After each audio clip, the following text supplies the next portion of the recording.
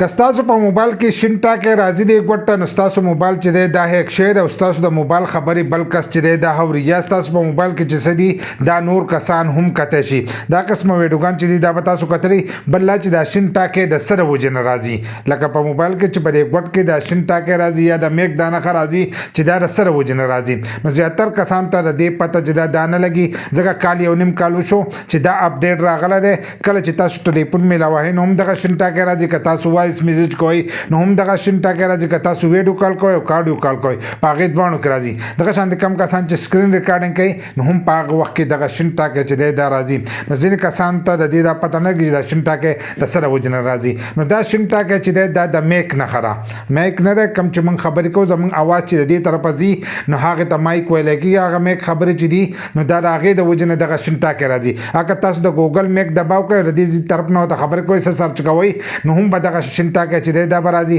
دغه شانتې که تاسو په وټساپ کې وایس کوئ یا په میسنجر کې وایس کوئ نو هم به دغه شین ټاکی چې دی دا به راځي دغه شانتې که تاسو په ویډیو کال اډیو کال باندې خبرې کوئ هم به دغه میک راځي او که ستاسو په موبایل باندې سکرین ریکارډینګ کولاوي نو هم به دغه میک چې دی دا به له پاسه راځي نو دا په هر موبایل باندې راځي بل دا د انډرایډ نوی اپډیټ دی ځینې داسې زړې موبایل به چې په هغې کې به دا ټاکی چې دی دا به نه راځي نو هغه ماډل چې دی هغه زړې دی او کومې چې نوي ماډل دي په هغو ټولو کې به دغه شین ټاکی راځي نو هر کله چې ستاسو په موبایل شین ټاکی کولاوي نو تاسو ته به دا پته لګي چې زموږ په موبایل باندې میک کولاو دی یا په ټلیفون د چا سره کولاو دی موږ ته په سکرین باندې نه کار ټلیفون کولاو دی نو تاسو له ټلیفون بندول چې دي دا پکار دي یا سکرین ریکارډینګ به کولاوي نو تاسو هغه سکرین ریکارډینګ چې دی هغه بندول پکار دي که دغه شان تاسو د ښکلي نو ستاسو د موبایل خبرې چې دی دا بل کس ته هم تللی شي د دې نه مخکې که ستاسو موبایل کولاو او تاسو په نور اپسونه یا څه کولاو کړو په خپل موبایل باندې تاسو ته پته نه لګېده اوس په تاسو ته د دغه شین ټاکي په ترو باندې چې دی پته به لګي چې زموږ موبایل چې دی د دې باندې یا ټلیفون میلاو دی یا چې د سکرین ریکارډینګ په کولاو دی